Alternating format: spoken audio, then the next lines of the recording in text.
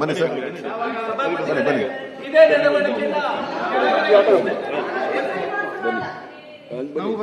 ನೀವಿಲ್ಲ ಅವ್ರು ಬಿಡಿ, ಪ್ರಸ್ತಾವ ಮಾಡಿರೋದಾರೆ. ಬನ್ನಿ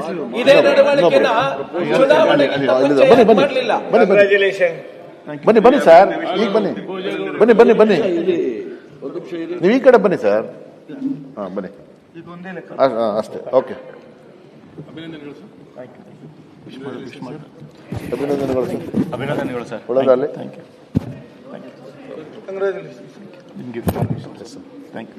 ಶುಭವಾಗಲಿ ಅಧ್ಯಕ್ಷರೇ, ಸಲೀಂ ಅಹಮದ್ ಅವರಿಗೆ ಶುಭವಾಗಲಿ. ಥ್ಯಾಂಕ್ ಯು ಸರ್, ಒಳ್ಳೆದಾಗಲಿ. ಅಭಿನಂದನೆಗಳು ಮತ್ತೊಮ್ಮೆ. ಚುನಾವಣೆ ನಡೆಸಿಕೊಟ್ಟಿದ್ದಕ್ಕೆ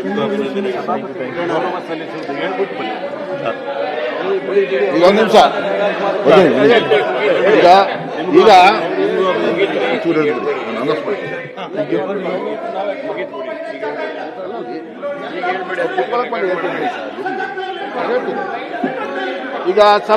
ನೂತನ ಮಾನ್ಯ ಸಭಾಪತಿಯವರಾಗಿ ಸಲೀಂ ಅಹಮದ್ ಪೀಠಾಲಂಕಾರವನ್ನು ಮಾಡ್ತಾ ಇದ್ದಾರೆ.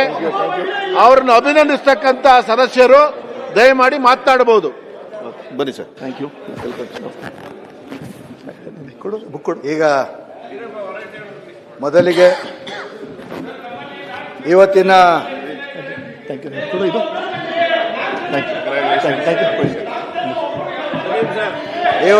ನೂತನವಾಗಿ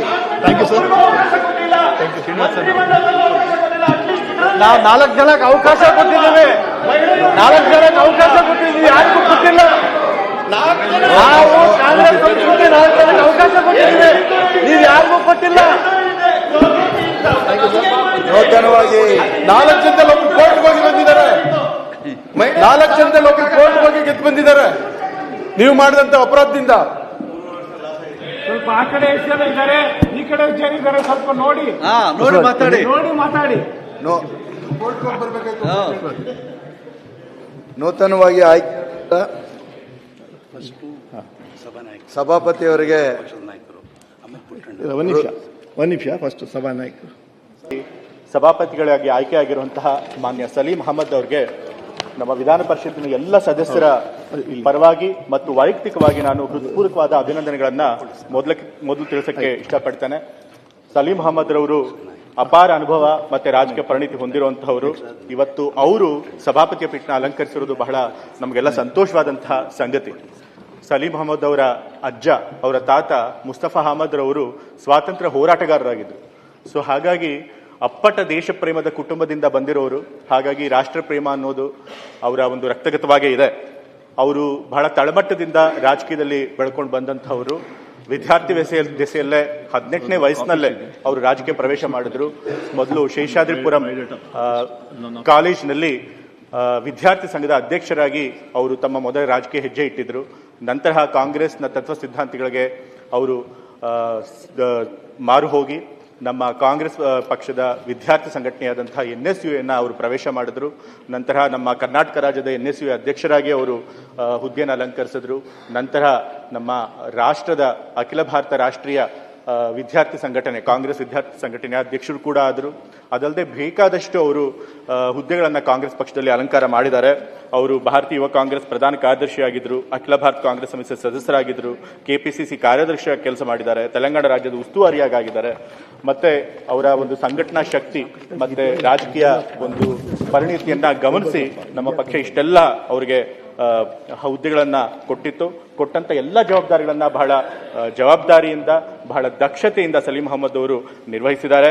ಮತ್ತೆ ಕೇಂದ್ರ ಸರ್ಕಾರದ ನೆಹರು ಯುವ ಕೇಂದ್ರ ಸಂಘಟನೆ ಅಧ್ಯಕ್ಷರಾಗಿ ಕೂಡ ಅವರು ಸೇವೆ ಸಲ್ಲಿಸಿ ನಮ್ಮ ಗ್ರಾಮೀಣ ಯುವಕರ ಕೌಶಲ್ಯ ಅಭಿವೃದ್ಧಿಗೆ ಅವರು ಕೊಡುಗೆಯನ್ನು ಕೂಡ ಕೊಟ್ಟಿದ್ದಾರೆ.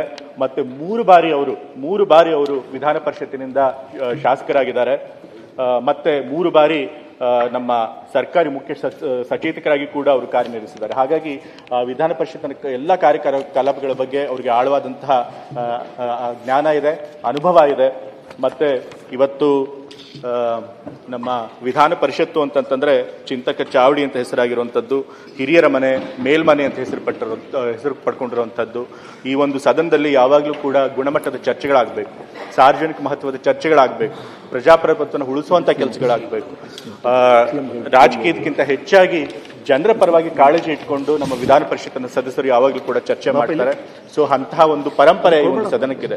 ಇಂತಹ ಸದನದ ಒಂದು ಘನತೆಯನ್ನ, ಇದರ ಒಂದು ಗೌರವಯುತವಾದಂತಹ ಪರಂಪರೆಯನ್ನ ಬೆಳೆಸ್ಕೊಂಡು ಹೋಗಬೇಕಾದಂತಹ ಜವಾಬ್ದಾರಿ ಇವತ್ತು ಸಲೀಂ ಅಹಮದ್ ಅವ್ರ ಮೇಲಿದೆ. ಅವರು ಆ ಕೆಲಸ ಖಂಡಿತ ಮಾಡ್ತಾರೆ. ಈಗಾಗಲೇ ಹೇಳಿದಾಗ ಅವ್ರಿಗೆ ಅಪಾರವಾದಂತಹ ಅನುಭವ ಇರೋದ್ರಿಂದ ಆ ಪೀಠದ ಘನತೆ ಮತ್ತೆ ಗೌರವ ಇಲ್ಲೆಲ್ಲರಿಗಿಂತ ಹೆಚ್ಚಾಗಿ ಅದ್ರ ಏನು ಅನ್ನೋದು ಅವರಿಗೆ ಅದರ ಅರಿವಿದೆ.